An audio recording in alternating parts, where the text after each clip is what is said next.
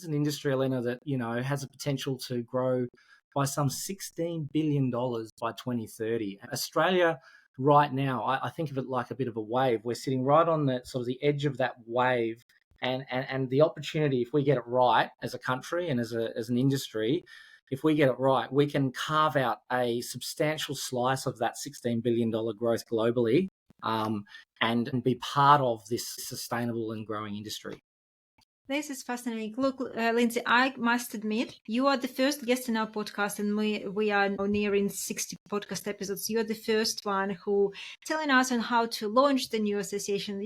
It's about kind of association startup, which is, absolutely fascinating to talk about. But tell us a little bit about these steps. So you've got the idea, you applied for the grant, you received the grant. What were the next steps on the way? How did you decide what teams you need, who you bring into, and what challenges you experience on the way?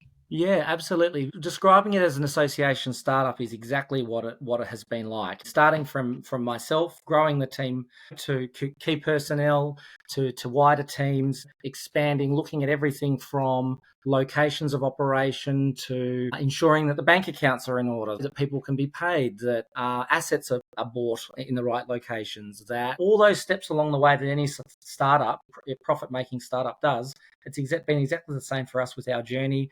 And then as we've evolved over the last sort of 12 to 18 months, it's been much more about how we can provide value for members to taking members overseas on key industry delegations, which we did last year in 2024, as well as just providing opportunities for people to network with each other, people to go to Canberra and network with key ministers, put in policy asks, make sure that those challenges that we've got are addressed as best as possible. And I mean, maybe some of those key challenges are biomass growth, so growing seaweed, getting it to the point where we can grow that industry, compete with international players and their established supply chains. I mean, key markets that we're competing with in Asia and Southeast Asia have employees with wages that are much more competitive than ours. So that's a key challenge for us as well, enabling us to be able to grow substantially, competing with countries like the Philippines and Thailand and also Korea, Japan and China. So that's another challenge for us as an early industry.